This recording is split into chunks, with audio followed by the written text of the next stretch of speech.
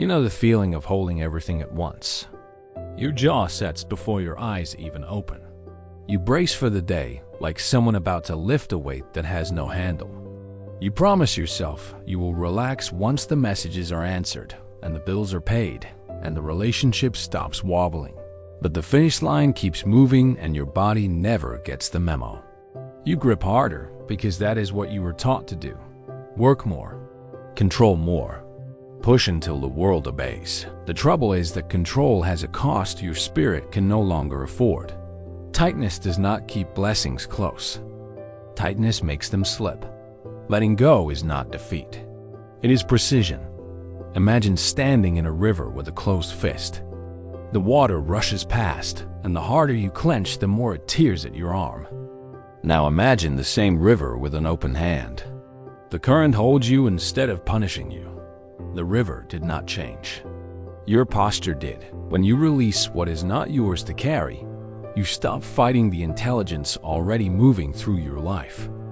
You are not quitting on your desires. You are quitting on the method that keeps you exhausted and empty. If you fear that letting go means losing everything, hear this. Surrender is not a lottery ticket. It is a posture that makes you available to what has been trying to reach you. A clenched mind cannot recognize answers. An open one does. When you loosen your grip on the outcome and place your energy in the next honest step, the field clears. The right conversation finds you.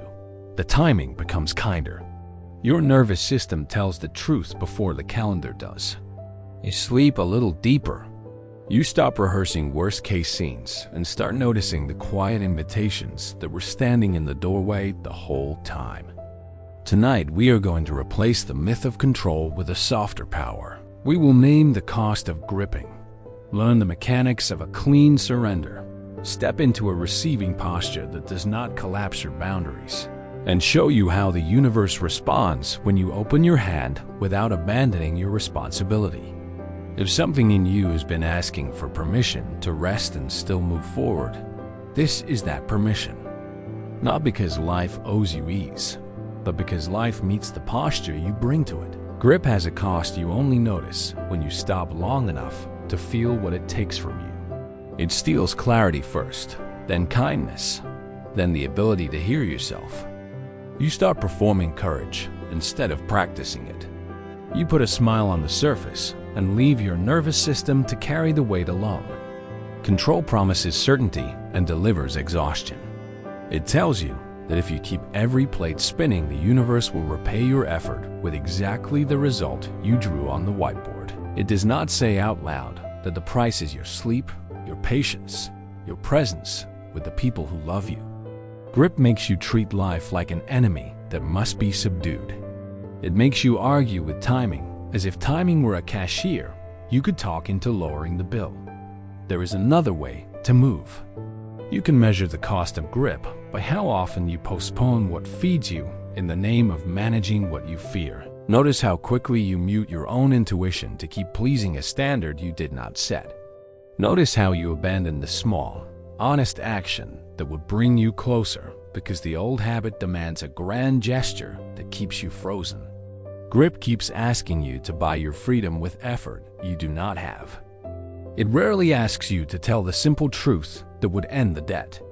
The truth is that some of what you carry is not yours. Some of what you chase is an image that cannot love you back. Some of what you call loyalty is a refusal to admit a method is over. When you name these things without cruelty, the river you have been fighting begins to carry you. The universe is not punishing you when old strategies stop working. It is inviting you to stop spending sacred energy on a posture that can never deliver what you hoped. Soft power begins where grip fails. Soft power is not weakness.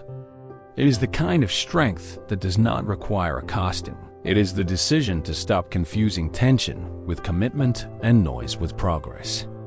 It sounds like one clear sentence spoken at the right time. It looks like a calendar that reflects your values more than your fear.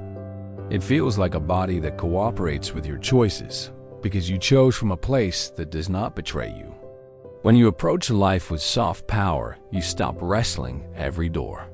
You place your hand on the ones that warm beneath your palm. You trust the hour that is actually open. You let the closed hours be closed without taking them personally. Soft power is not passive. It is precise. It directs your energy to the leverage that exists instead of the fantasy you wish you could control. When you practice it for a few days in a row, the air around you changes.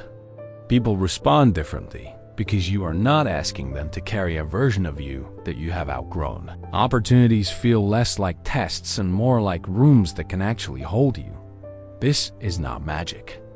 This is alignment, learning how to speak through your choices. Clean surrender is how soft power becomes a posture you can live in. Clean surrender is not collapse. Collapse drops everything and calls it destiny. Clean surrender releases what is resisting you and gives fuller attention to what is already answering you. It is not a loophole for laziness. It is a refusal to keep paying with your peace for outcomes you cannot force. Clean surrender begins with one inventory you do not need to announce to anyone. Ask what you are gripping that refuses to move, even when you pour honest energy into it. Ask what you are ignoring that keeps knocking with quiet precision.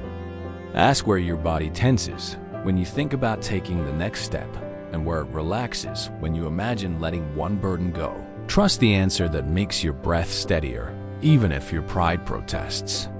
Your life is not a courtroom where you must win an argument to move. It is a river that rewards the shape that matches its current. Practice releasing in ways no one can see. Leave a conversation the moment you start negotiating your self-respect. Cancel one obligation that only exists to prove you can endure discomfort that serves no one. Sit still for 3 minutes and allow your nervous system to notice that nothing terrible happens when you do not refresh the screen. These are not small acts. They are training. They teach your body to believe you when you say you are done performing strain. They teach your attention to stop scanning for threats and start scanning for invitations. You will know clean surrender is beginning to hold when you can tell the difference between relief and avoidance. Avoidance is numb and foggy. Relief is crisp and awake. Avoidance makes you smaller.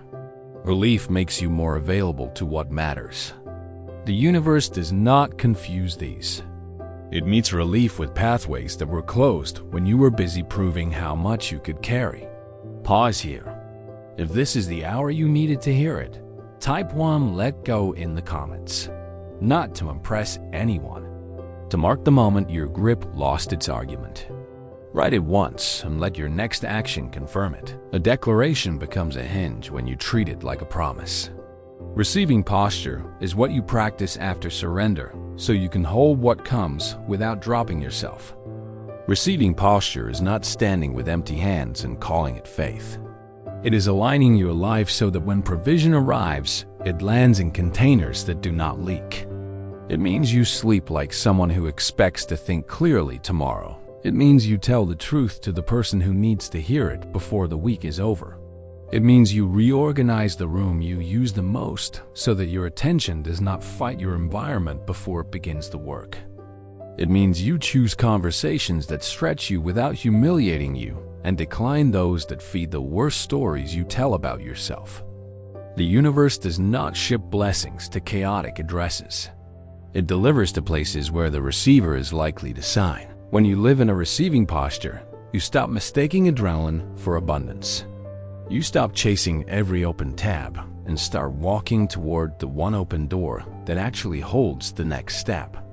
You stop measuring your day by how much you endured and start measuring it by how much integrity you kept. This posture will change how people relate to you.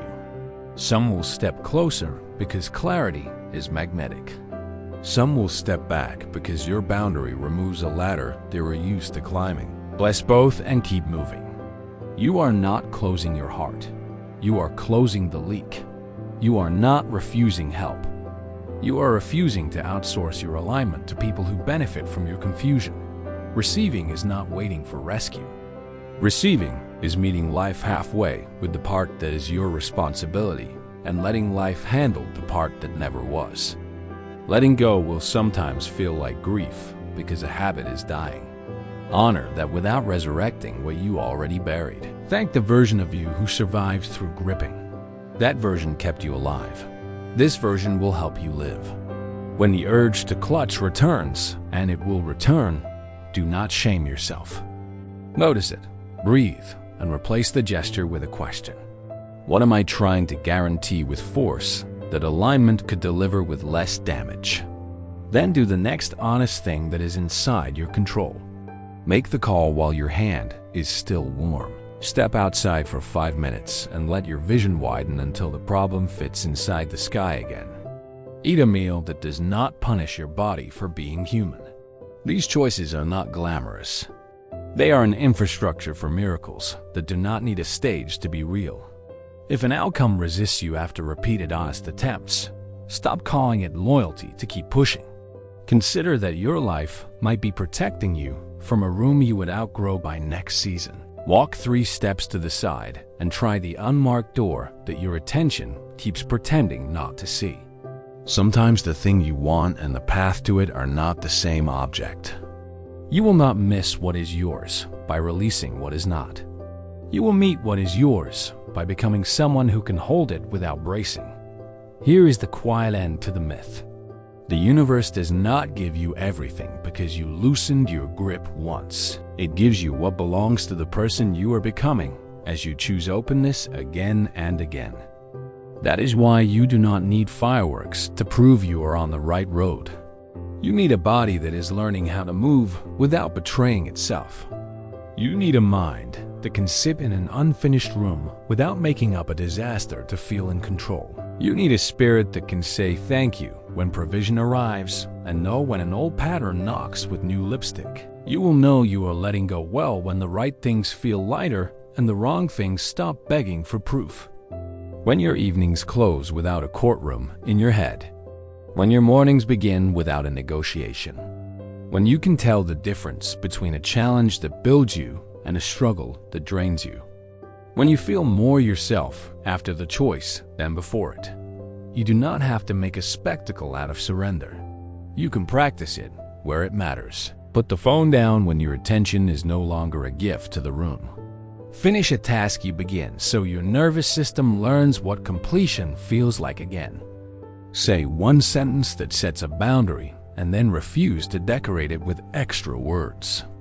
Clear the corner you see every day and notice how the rest of your life starts to behave as if a window opened. Keep doing these small things until your days begin to stack into a shape that can welcome larger answers. The more you live like this, the less you will ask for signs because the evidence will move in with you. If this reached you at the right moment, you already know the next step. It is not dramatic. It is honest. Let go of one thing that pays you in anxiety. Take up one thing that pays you in peace. The river will not stop because you loosened your hand. It will carry you differently. The current has always known where the wider water is. Trust it long enough to find out. If this met you at the exact moment you needed and you want more guidance like this, subscribe and stay close. The next step tends to appear when you keep showing up for it.